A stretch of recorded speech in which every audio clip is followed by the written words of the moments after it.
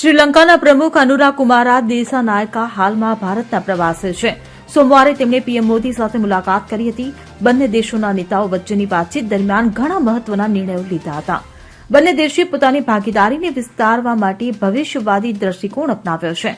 બંને દેશો વચ્ચે કનેક્ટિવિટી પર ભાર મૂકવાનો નિર્ણય લેવામાં આવ્યો છે. બંને દેશોએ ટૂંક સમયમાં એક સંરક્ષણ સહયોગ કરાર પૂર્ણ કરવાનો સંકલ્પ કર્યો હતો. આ સાથે જ વીજળી ગ્રીડ કનેક્ટિવિટી અને મલ્ટી પ્રોડક્ટ પેટ્રોલિયમ પાઇપલાઇનોની સ્થાપના કરીને ઉર્જા સંબંધોને વધારવાનો નિર્ણય કર્યો છે. મુલાકાત બાદ પીએમ મોદીએ જણાવ્યું હતું કે બંને પક્ષોએ ભારત શ્રીલંકા આર્થિક ભાગીદારી માટે રોકાણ આધારિત વિકાસ અને કનેક્ટિવિટી પર ભાર મૂકવાનો નિર્ણય કર્યો અને નિર્ણય લેવામાં આવ્યો કે ભૌતિક, ડિજિટલ અને ઉર્જા કનેક્ટિવિટી સહયોગના પ્રમુખ સ્તંભ હશે. આ સાથે પાવર ગ્રીડ કનેક્ટિવિટી અને મલ્ટી પ્રોડક્ટ પેટ્રોલિયમ પાઇપલાઇનની સ્થાપના માટે કામ કરવામાં આવશે.